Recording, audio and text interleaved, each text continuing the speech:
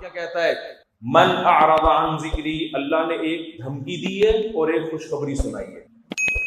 اللہ نے کہا من اعرض عن ذکری فإن له معیشۃ ضنکا، جو اسلام پہ نہیں چلے گا، اسلام کو اوڑھنا بچھونا نہیں بنائے گا۔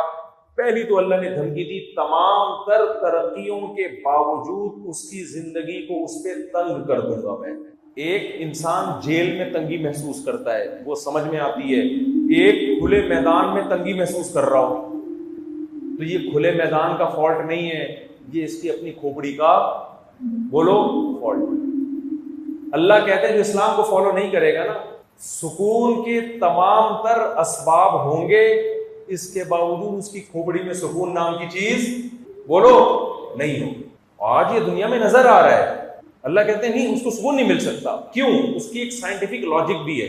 بتاؤ نیچر پہ چلنے میں سکون ہے یا نیچر سے بغاوت میں سکون ہے؟ شیر کی نیچر کیا ہے؟ غاروں میں رہنا۔ آپ نے کیا کیا؟ آپ نے کہا بے وقوف غاروں میں رہ رہا ہے، پہاڑوں میں رہ رہا ہے، گھر میں صوفے میں ایئر کنڈیشن میں لا کے بٹھا دیا اور گولے گنڈے رکھ دیے اس کے سامنے، آپ نے خوبصورت رسگلے رکھ دیے، کباب رکھ دیے کہ گوشت کھاتا ہے، تو تھوڑے دنوں بعد ڈپریشن سے مرے گا کہ نہیں مرے گا؟ بولو نا کیا ہو گیا؟ اس لیے کہ آپ نے اس کو اس کی نیچرل لائف سے دور کر دیا۔ اللہ کا قرآن میں یہ دعویٰ ہے کہ انسان کی جو نیچر ہے اس کو اسلام کہا جاتا ہے، جو اسلام سے ہٹے گا وہ اپنی نیچر سے ہٹ جائے گا۔ گورے اسلام سے ہٹ گئے، اس نیچر انسان کی تھی نکاح کر کے زندگی گزارنا، عورت کے پاس جانا، نیچر سے ہٹے مردوں کے پاس جانا شروع ہو گئے، نیچر سے ہٹے نکاح کے بجائے زنا کا راستہ اختیار کر لیا۔ انسان کی نیچر تھی جب پیدا ہوگا تو ایک ددیال والا خاندان ہوگا، ایک دنیال والا خاندان ہوگا۔ جو نیچر سے ہٹے زنا جب آیا تو جب پیدا ہوا صرف ننیال ملا، ددیال مارکیٹ سے شارٹ ہو گیا، اور جو ننیال ملا وہ بھی اس کو ننیال کہتے ہوئے بھی شرم آ رہی ہے ہمیں۔ ایک عدد اماں اور ایک عدد نانی جو اولڈ ہاؤس میں ہوگی، وہ بھی نواسے کو گھر میں میسر نہیں ہے، اماں کے علاوہ کوئی خالہ چچا پھوپھی بھی نہیں مل رہی اس کو۔ تو یہ نیچر ہے، یہ نیچر سے بغاوت ہے۔ نیچر کیا ہے؟ جب آپ کا دماغ تھک جاتا ہے آپ سو جاتے ہیں اور دماغ فریش ہو جاتا ہے، یہ نیچرل ہے، صدیوں سے چلا آ رہا ہے۔ اور نیچر سے بغاوت کیا ہے؟ جب آپ ٹینشن میں ہوتے ہیں آپ شراب پینا شروع کر دیں، یہ سکون حاصل کرنے کا نیچرل طریقہ نہیں ہے، یہ نیچر سے بغاوت ہے۔ اب شراب میں سکون نہیں ملے گا آپ کو۔ شرابی کہتا ہے میں تو پیتا ہوں مجھے سکون ملتا ہے، ابے تو نے اپنے آپ کو اس کا عادی بنا لیا ہے، اب تھوڑی دیر میں تجھے نہیں ملے گی تیرا دماغ خراب ہوگا، اور جو پینے کا عادی نہیں ہے پوری زندگی نہیں پیے گا اس کا دماغ پھر بھی خراب نہیں ہوگا۔ ہم تو اتنا لمبا بیان کر رہے ہیں بغیر پیے، شرابی کر سکتا ہے؟ تو دماغ ہمارا خراب ہو گیا، شرابی کا خراب ہو گیا؟ شرابی کا دماغ خراب ہو گیا میرے بھائی۔ ہر چیز اسلام کی، انسان کی نیچر ہے، وہ ایک خدا کی عبادت مانگتا ہے، وہ خدا کو مانگتا ہے، عبادت کرتا ہے۔ خدا نہیں ملے گا ڈپریشن میں جائے گا وہ۔ کوئی ہے جو اس کو تسلیاں دیتا ہے کہ غم بھی میں دیتا ہوں خوشیاں بھی میں دیتا ہوں، خدا کو زندگی سے نکال دیا آپ نے تو یہ نیچر کے خلاف ہے۔ کون تسلی دے گا آپ کو؟ موٹیویشنل اسپیکر تھوڑی تسلی دیں گے۔ آج کل لوگ تسلی کے لیے موٹیویشنل اسپیکر کو سن رہے ہیں، ابے ان کو کون تسلی دے رہا ہے؟ ہمارے محلے میں ایک کوئی فاحشہ خاتون تھی، اب تو بیچاری چلی گئی اللہ مغفرت کرے، تو اس سے کوئی شادی نہیں کرتا تھا، اس کے کیریکٹر خراب تھا۔ تو ایک بندہ آیا مجھے کہنے لگا کہ ایک دن یہ مجھے پکڑ کے کہنے لگی مجھے لے کے بھاگ جا۔ میں نے کہا آپ نے کیا جواب دیا؟ کہتے میں نے کہا میں تجھے لے کے بھاگوں گا، مجھے کون لے کے بھاگے گا؟ تو آپ کو موٹیویشنل اسپیکر تسلی دے دیتا ہے غموں سے بالفرض، حالانکہ نہیں نجات دے سکتا وہ غموں سے، اس کے پاس پاورفل موٹیویشن نہیں ہے جو اسلام کے پاس ہے۔ اگر بالفرض وہ آپ کو تسلی دے دیتا ہے تو اس کو تسلی کون دیتا ہے؟ وہ خود اپنے بیانات سنے گا بیٹھ کے کیا؟ جو موٹیویشن قرآن نے دی ہے نا غموں میں، قرآن نے کس طرح سے ہمیں تسلی دی ہے؟ الذین اذا اصابتهم مصیبۃ قالوا انا للہ وانا الیہ راجعون، فرمایا ہمارے نیک بندے جب انہیں کوئی مصیبت پہنچتی ہے یہ کہتے ہیں ہم اللہ کے غلام ہیں۔ خود مالک کو حق ہوتا ہے کہ غلام کے ساتھ جیسا چاہے سلوک کرے، اور اللہ ہمارا ظالم مالک نہیں ہے۔ نعم المولا و نعم النصیر، وہ ہمارا دوست ہے، وہ اگر ہمیں کوئی مصیبت پہنچا رہا ہے اس مصیبت میں ہماری خیر ہے، اور وَإِلَيْهِ رَاجِعُونَ، اور ہم نے لوٹ کے بھی اللہ کے پاس جانا ہے۔ آج جو مصیبت ہمیں ملی ہے کل اللہ اس مصیبت کے بدلے میں اگر ہم صبر کرتے ہیں تو ہمیں اس کا اجر دے گا۔ یعقوب علیہ السلام کا بیٹا چھن گیا بچپن میں، ساری زندگی غموں میں گزری۔ کیا یعقوب علیہ السلام نے کسی موٹیویشنل اسپیکر کی تقریر سنی تھی اس غم سے بچنے کے لیے؟ بولو نا۔ کیا کسی نفسیاتی ڈاکٹر کے پاس گئے تھے کہ جی میں کاؤنسلنگ کریں میری، آپ میں بہت پریشان ہوں؟ یعقوب علیہ السلام کے زبان پہ ایک جملہ تھا، اعلم من اللہ ما لا تعلمون، میں اللہ کے بارے میں وہ کچھ جانتا ہوں جو تم نہیں جانتے۔ اس غم میں بھی میرا رب مجھے کچھ نوازنا چاہتا ہے۔ تو جب تک اللہ آپ کی زندگی میں نہیں ہوگا غموں سے تسلی کسی کا باپ بھی آپ کو نہیں دے سکتا۔ ایبیوزنگ لینگویج پہ میں پیشگی معذرت کر چکا ہوں، میں ابے تبے پہ بھی آتا ہوں اور باپ دادا پہ بھی۔ ہم جب بچپن میں پھڈا کرتے تھے نا، وہ کہتے تیرا باپ بھی یہ کام نہیں کرتا۔ آپ اسرار ہیں؟ کیا نام ہے آپ کا؟ اچھا وہ ہمارے دوست ہیں اسرار، بالکل آپ کی شکل کے لگ رہے ہیں۔ موٹے کیسے ہو گئے تھے؟ وہ تھوڑے باریک تھے، کئی سالوں سے ملا نہیں ہوں میں ان سے۔ تو ہم جب بچپن میں لڑتے تھے تو اسکولوں میں لڑتے بھی تھے الحمدللہ۔ اب تو اسکولوں میں لڑنا بڑھنا چھوڑ دیا، یہ بھی نیچرل نہیں ہے میرے بھائی۔ ڈپریشن میں جا رہے ہیں بچے اس سے۔ بچوں کے بہن بھائی ہوا کرتے تھے آپس میں لڑتے تھے، وہ یہ نیچرل ہے، اس سے ان میں کانفیڈنس پیدا ہوتا ہے، برداشت پیدا ہوتی ہے۔ ایک ایک دو بچے ہوتے ہیں، کس سے لڑیں گے جا کے؟ لہذا وہ چھوئی موئی بن جاتے ہیں، بڑے ہوں گے ذرا سی بھی ڈپریشن برداشت نہیں کرتے۔ آپ کو پتا ہے مالداروں کے بچوں میں ڈپریشن کی بیماری اور دماغی توازن خراب ہونے کی بیماری غریبوں کے بچوں سے زیادہ ہے۔ کیوں؟ اس کو کوئی ٹینشن ہی نہیں ملتی کبھی، نہ کبھی ڈانٹا، نہ کبھی مارا اماں نے، نہ کبھی ڈانٹا، کچھ بھی نہیں۔ ہر خواہش پوری ہو رہی ہے، بچے کی اوپر کی سیٹنگ کیا ہو جاتی ہے؟ آؤٹ۔ غریب کا بچہ بات بات پہ ماں سے چپیٹ کھاتا ہے۔ غریب کے بچے کو روٹی کھلانی نہیں پڑتی، بچانی پڑتی ہے، اور مالدار کے بچے کے لیے مائیں پہلے دو دو رکعتیں پڑھ کے منت مانتی ہیں، اللہ اس کو روٹی کھانے کی توفیق عطا فرما دے، اس کے بعد جا کے بڑی مشکل سے کھاتا ہے۔ تو نیچرل لائف سے دور ہو رہا ہے انسان۔ تو ہم وہ بچپن میں جب اسکولوں میں پڑھے ہوتے تھے نا، ہم کہتے تھے تیرا باپ بھی نہیں کر سکتا ایسے نا، تو وہ کہتے اوئے باپ پہ نہیں جانا، حالانکہ باپ کی ایک نہیں مانتا گھر میں، لیکن یہاں پر ہم اوئے باپ پہ نہیں جانا، تو پھر ہم بھی نہیں جاتے تھے باپ پہ، اب جا رہے ہیں اتنے عرصے کے بعد جا کے، وہ دھمکی نہیں دے گا نا ہمیں۔ تو میں آپ سے کہہ رہا ہوں کہ جو موٹیویشنل اسپیکرز جو مذہب کو نہیں مانتے، جو مذہب کو مانتے ہیں ان کی بات الگ ہے، ان کے پاس آپ کے غموں کا علاج نہیں ہے۔ انسان کو غموں میں تسلی وہ ذات دے سکتی ہے جو غم دور کرنے میں اسباب کی محتاج نہیں، کیونکہ جتنے بھی لوگ ہیں وہ اسباب کے محتاج ہیں۔ جب اسباب نہیں ہوں گے تو ٹینشن ہی ہوگی نا، سائنس تھوڑی وہاں گائیڈ کرے گی۔ سائنس تو یہ کہے گی بھائی ابا ابھی بیمار ہیں اور بے روزگاری ہے اور مہنگائی ہے، تو مہنگائی میں تو یہی ہوگا، تمہاری تنخواہ 20,000 ہے تو تمہیں اب نہیں ملے گا، کھانا بھی نہیں ملے گا، پینا نہیں ملے گا، اور مفتی صاحب کے 4 شادیوں کے بیانات تم سن رہے ہو، بیوقوفوں والے کام کر رہے ہو، اس مہنگائی میں لوگ ایک نہیں تم 4 کی باتیں کر رہے ہو، تو یہ سن کے آدمی کس میں جائے گا؟ ڈپریشن میں۔ مذہب کیا کہے گا؟ اللہ یبسط الرزق لمن یشاء ویقدر، اللہ جس کے لیے چاہتا ہے رزق کے دروازے کھول دیتا ہے، جس کے لیے چاہتا ہے رزق کے دروازے بند کر دیتا ہے۔ ومن یتق اللہ، جو اللہ سے ڈرتا ہے، یکفر عنہ سیئاتہ، ومن یتق اللہ، وہ کیا ہے بھائی آیت؟ یجعل لہ مخرجا، جو اللہ سے ڈرتا ہے، ویرزقہ من حیث لا یحتسب، جو اللہ سے ڈرتا ہے اللہ اس کو ایسی جگہ سے روزی دیتا ہے جہاں سے اس کا گمان نہیں ہوتا، ایسی ایسی جگہوں سے روزی دیتا ہے۔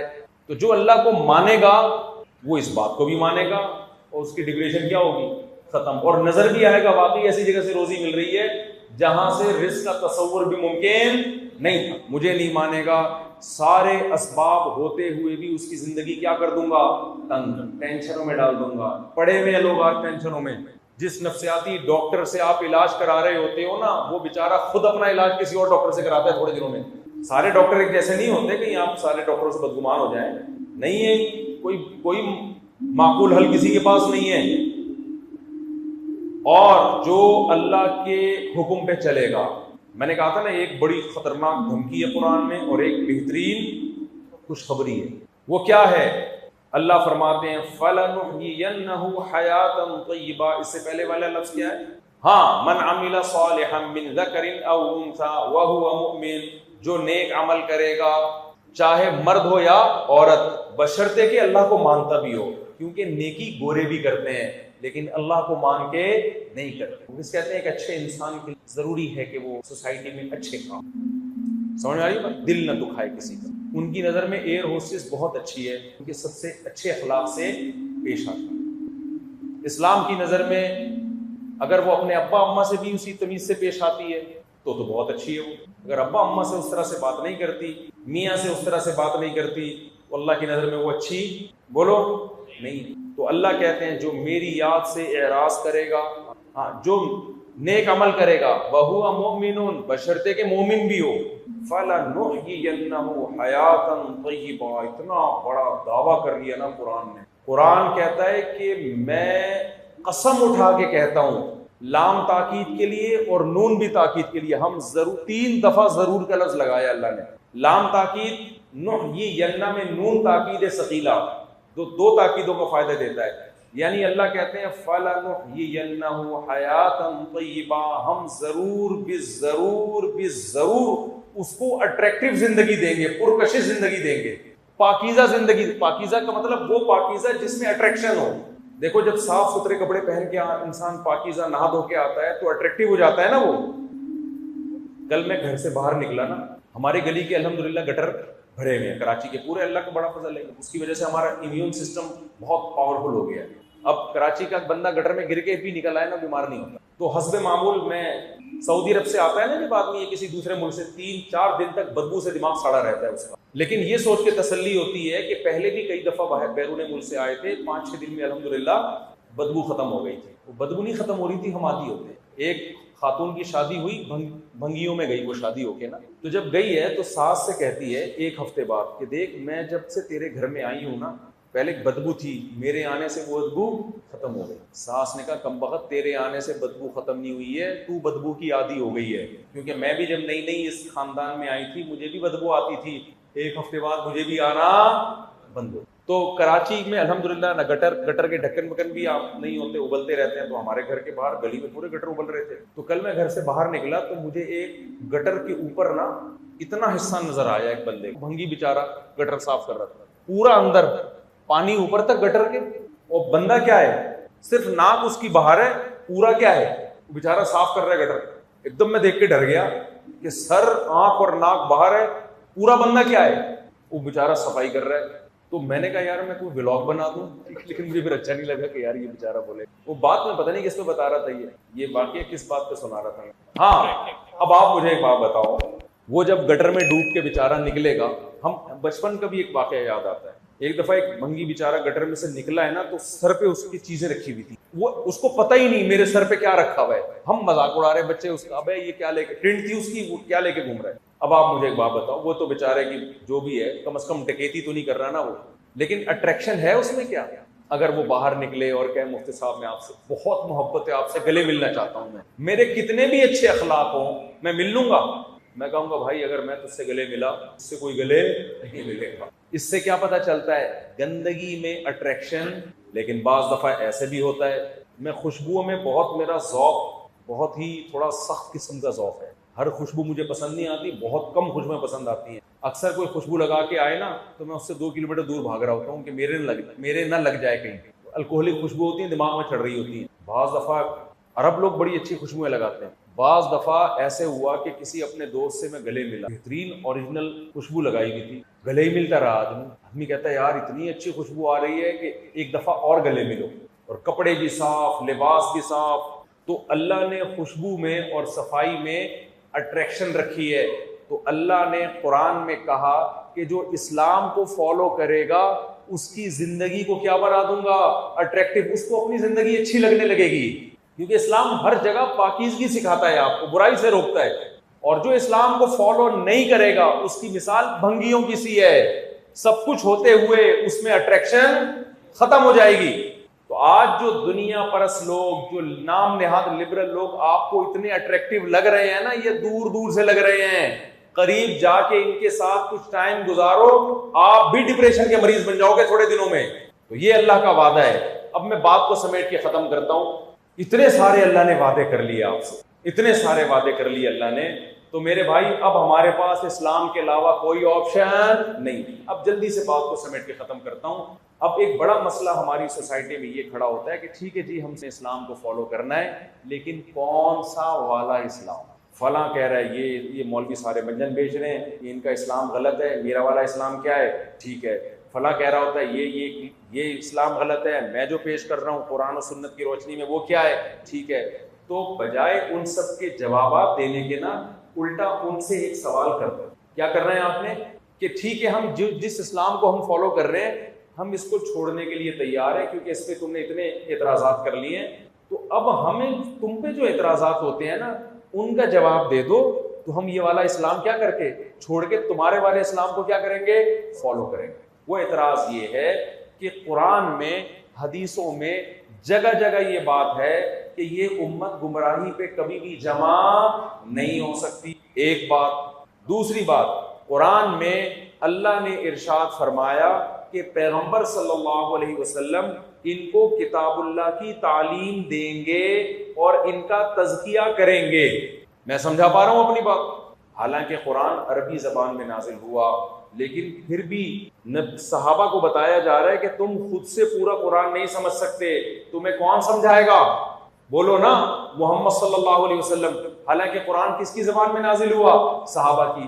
اب ایک بات مجھے آپ بتاؤ کہ جب صحابہ نبی سے سیکھے بغیر قرآن نہیں سمجھ سکتے تھے تو کیا تابعین براہ راست قرآن سمجھ سکتے تھے صحابہ سے سیکھے بغیر؟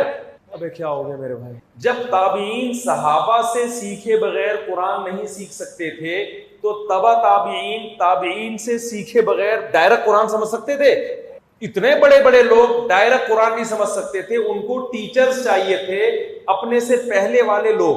اچھا مجھے ایک بات بتاؤ، تابعین نے تابعین سے سیکھا، کسی اور سے نہیں سیکھا. کیوں؟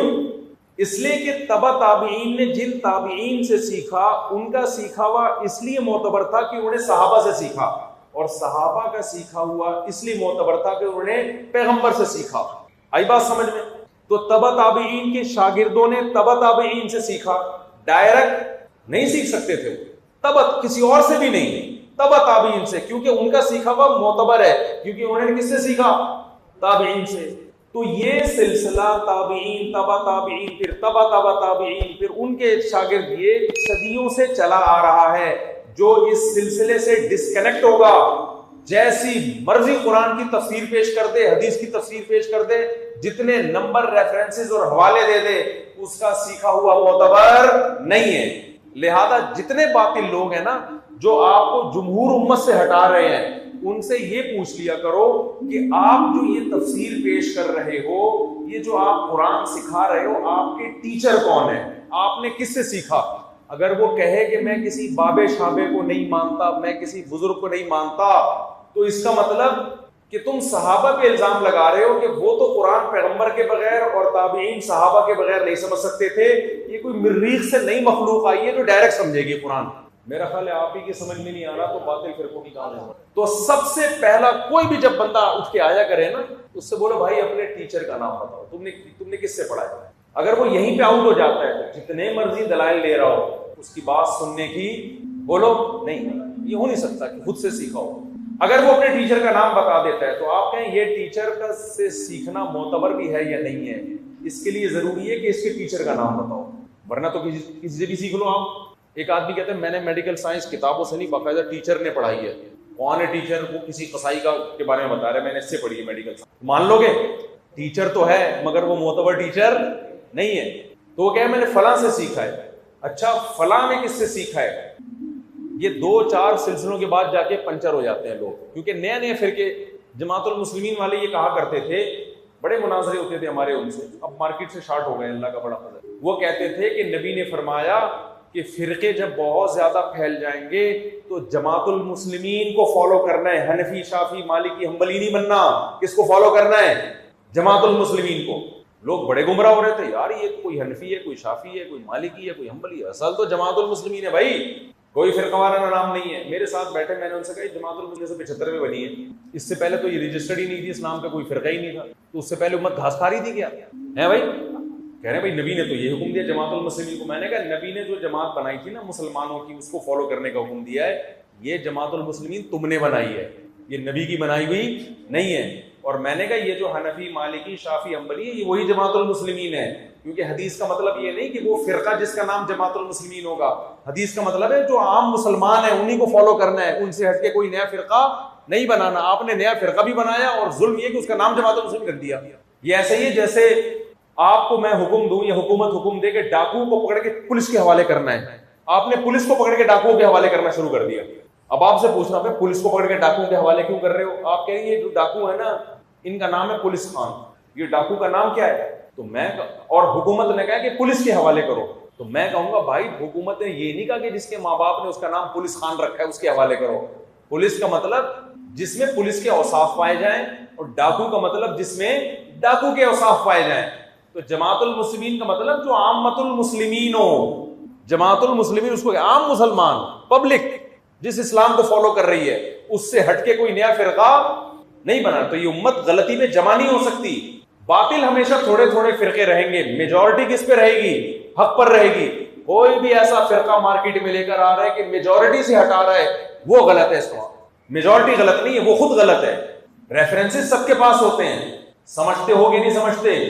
تو اہل حق کے پاس میں بتا سکتا ہوں کہ میں نے کس سے علم حاصل کیا، ان کے استاذ کون تھے، ان کے استاذ کون تھے، اور ایک دو نہیں ہیں، یہ صدیوں تک تواتر کے ساتھ سلسلہ جا کے کس سے ملتا ہے؟ محمد صلی اللہ علیہ وسلم سے۔ ہمارے جتنے دینی مدارس ہیں سب کے پاس اپنے سلسلے محمد صلی اللہ علیہ وسلم تک سند متصل کے ساتھ موجود ہیں۔